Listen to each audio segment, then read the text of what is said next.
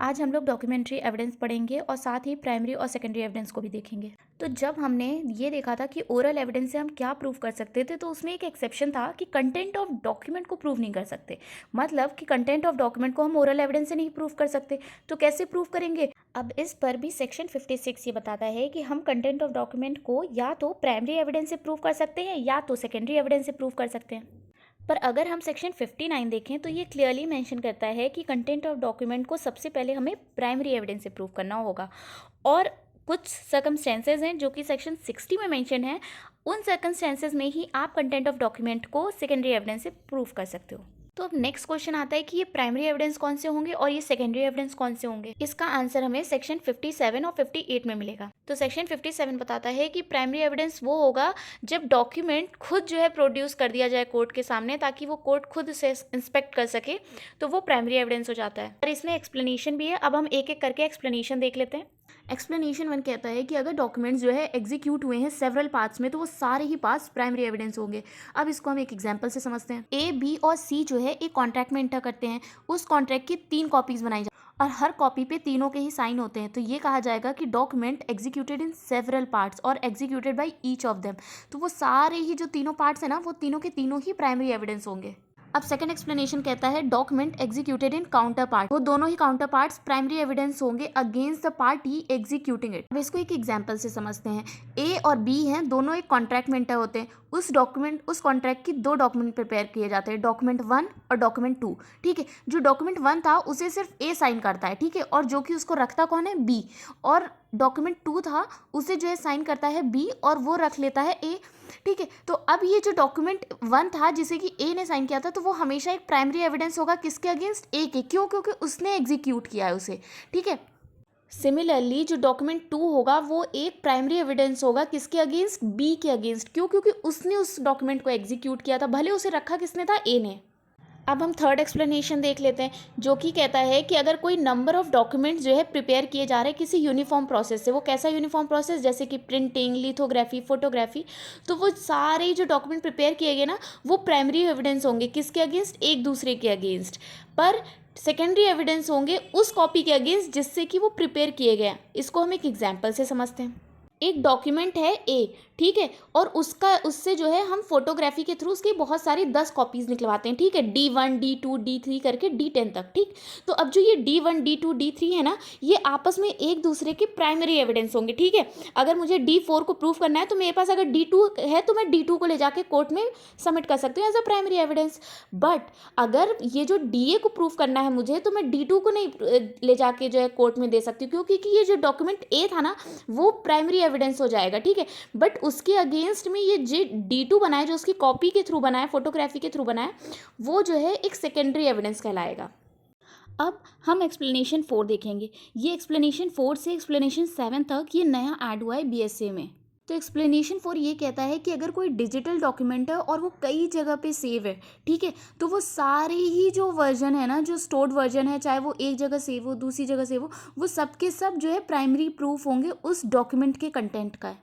अब आप इसको ऐसे समझ सकते हो कि मान लीजिए कोई इलेक्ट्रॉनिक रिकॉर्ड या डिजिटल डॉक्यूमेंट है आपके पास और आपको वो किसी ने ईमेल किया है, ठीक है, या आपने किसी को ईमेल किया, ठीक है, तो अब वो कहाँ सेव होगा, वो आपकी ईमेल में भी रहेगा, वो सर्वर लॉग में भी रहेगा, साथ ही आपके फ़ोन में भी होगा। ठीक है, और जिसको भेजा है आपने उसके भी फ़ोन में होगा। तो ये सभी वर्जन क्या होंगे, प्राइमरी प्रूफ होंगे उस डॉक्यूमेंट के कंटेंट का। अब एक्सप्लेनेशन 5 ये कहता है कि कोई इलेक्ट्रॉनिक या जो डिजिटल रिकॉर्ड है, अगर उसको किसी प्रॉपर कस्टडी से जो है लाया गया है ना, तो फिर जो है कोर्ट जो है उसको प्राइमरी एविडेंस ही कंसीडर करेगी उस डॉक्यूमेंट के कंटेंट का, जब तक कि उसकी ऑथेंटिसिटी जो है कोर्ट में डिस्प्यूटेड ना हो। ठीक है, और प्रॉपर कस्टडी से मतलब ये है कि वो जो है एक रिलायबल सोर्स से आया है वो डिजिटल डॉक्यूमेंट, या फिर कहीं जब वो सिस्टम में था तो वो बहुत सिक्योरली रखा गया था उस डॉक्यूमेंट को उस सिस्टम में, तो वो इलेक्ट्रॉनिक रिकॉर्ड क्या कहा जाएगा कि एक प्रॉपर कस्टडी से आया है। ठीक है, और उसकी जो है क्या कहते हैं जेन्युइननेस को कोर्ट जो है प्रिज्यूम करती है फिर। अब हम एक्सप्लेनेशन 6 देख लेते हैं। ये जो है स्पेसिफिकली डील करता है वीडियोस से, ठीक है।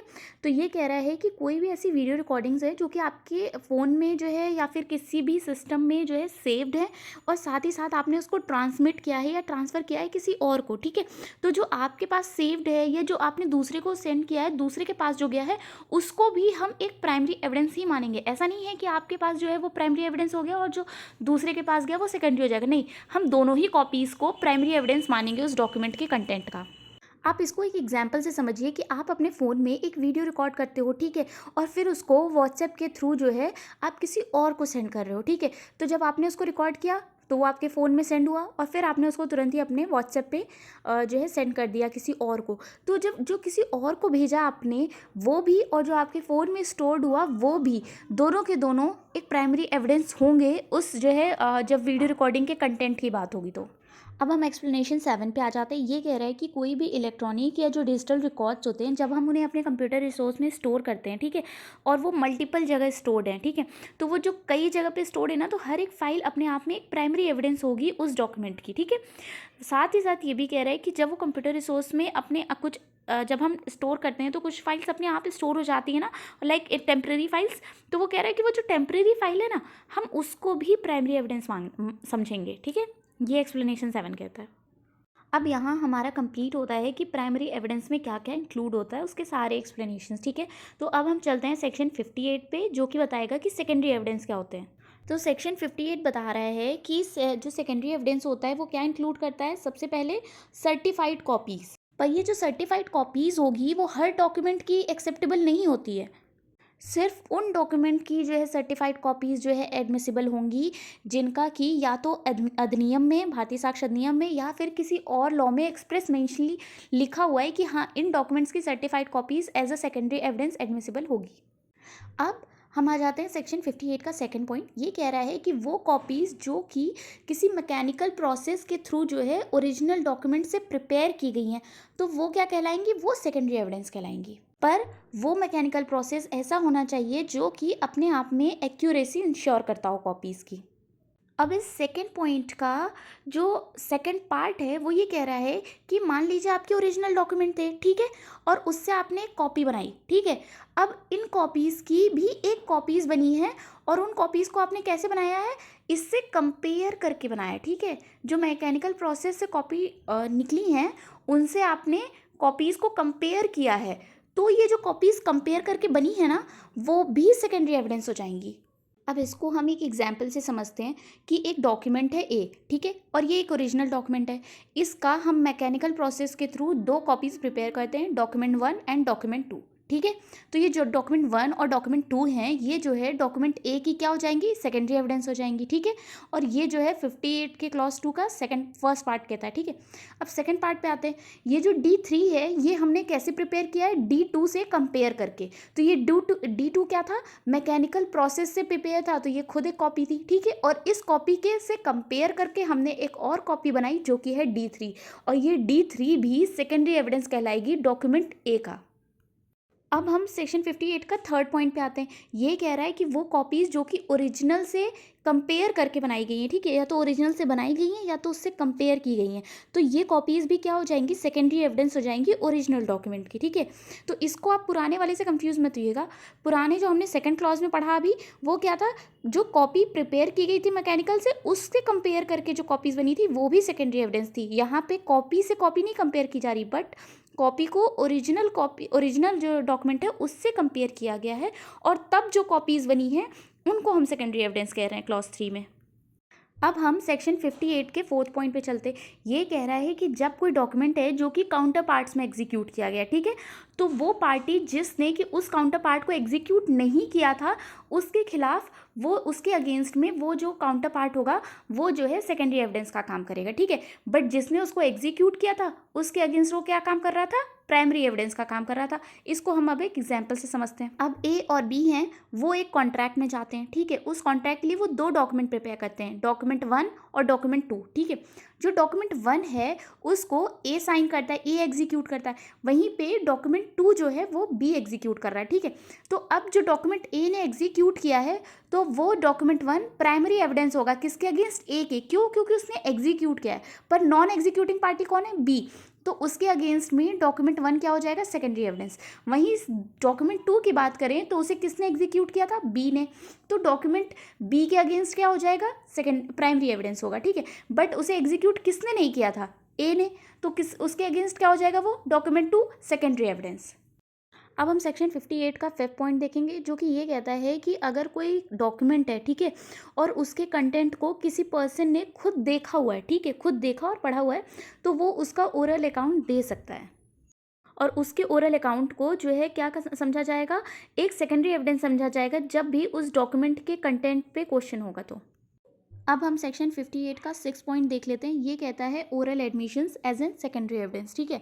तो हमने सेक्शन 20 में क्या पढ़ा था कि जब भी किसी कंटेंट ऑफ डॉक्यूमेंट को जो है कोर्ट में प्रूव करना है तो ओरल एडमिशंस क्या होंगे, रेलेवेंट नहीं होंगे। बट उनका 2 एक्सेप्शन था। पहला कि या तो पार्टी ये दिखा दे कि हाँ वो कैपेबल है सेकेंडरी एविडेंस देने के, ठीक है, या फिर जो है जो डॉक्यूमेंट था उसकी जेन्युइननेस या ऑथेंटिसिटी को लेके क्वेश्चन है, तब भी जो है ओरल एडमिशंस रेलेवेंट होंगे। तो यहाँ भी वही बात कर रहा है कि जब भी ऐसा कोई सर्कमस्टेंस होगा तो हम सेकेंडरी एविडेंस ओरल एडमिशंस को एज एन क्या मानेंगे, सेकेंडरी एविडेंस हम कंसीडर करेंगे। अब 7th पॉइंट पे हम आ जाते हैं सेक्शन 58 के। वो कह रहा है कि रिटन एडमिशंस भी जो है सेकेंडरी एविडेंस में इंक्लूड होंगे, ठीक है। इसको एग्जाम्पल से समझते हैं। ए ने जो है बी से पैसे लिए थे, ठीक है, और ए जो है एक दिन उसको लेटर लिख के कहता है कि सुनो भाई तुम मेरे पैसे वापस कर दो, ठीक है। अब बी उसको लेटर लिख के भेजता है कि भाई अभी मेरे पास पैसे नहीं हैं, ठीक है। तो यहाँ पे ये जो दोनों के बीच में जो लेटर एक्सचेंज हुए, उन दोनों लेटर को देख के ये रिटन एडमिशन तो हो गया है ना कि हाँ बी ने जो है ए से पैसे लिए थे। अब हम चलते हैं सेक्शन 58 के 8th पॉइंट पे। ये कह रहा है कि ऐसा कोई केस हो जहाँ पे कि जो ओरिजिनल डॉक्यूमेंट है उसमें बहुत सारे अकाउंट्स हैं, ठीक है, बहुत सारे ट्रांजैक्शन हुए, तो अब कोर्ट के पास इतना टाइम नहीं है कि वो बैठ के इतना कैलकुलेट कर पाए, ना ही वो फिजिबल है, ठीक है।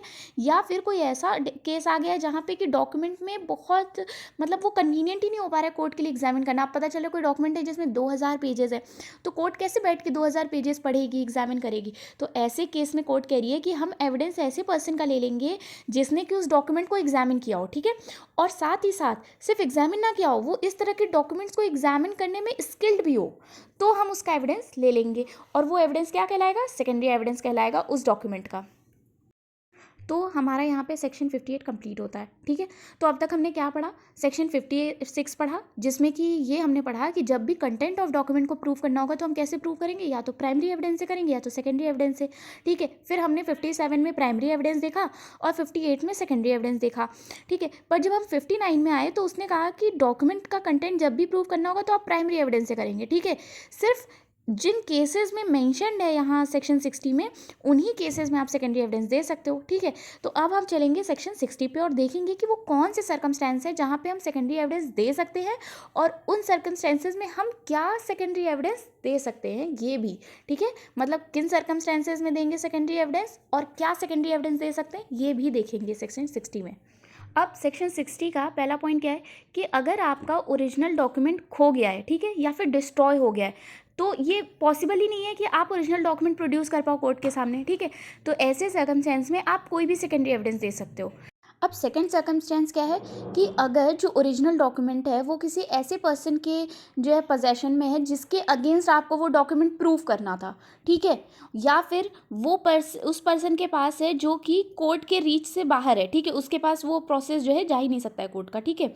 या फिर थर्ड कि जो पर्सन लीगली बाउंड है प्रोड्यूस करने के, ठीक है, और आपने उसको नोटिस भी भेजी है, बट नोटिस के बावजूद अगर वो पर्सन प्रोड्यूस नहीं करता है वो डॉक्यूमेंट, ओरिजिनल डॉक्यूमेंट, तो ऐसे केस इन तीनों ही सर्कमस्टेंस में आप कोई भी सेकेंडरी एविडेंस दे सकते हो। अब थर्ड सर्कमस्टेंस है कि अगर कोई पब्लिक डॉक्यूमेंट है तो आप उसकी सर्टिफाइड कॉपी दे सकते हो एज अ सेकेंडरी एविडेंस, ठीक है।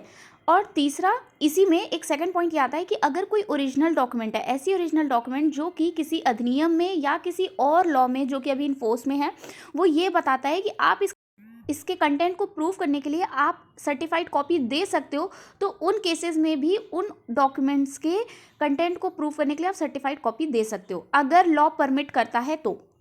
अब फोर्थ पॉइंट क्या है, ये कह रहा है कि अगर डॉक्यूमेंट का नेचर ऐसा है कि वो ईजिली मूवेबल नहीं है, ठीक है, तो ऐसे केस में भी आप कोई भी सेकेंडरी एविडेंस दे सकते हो।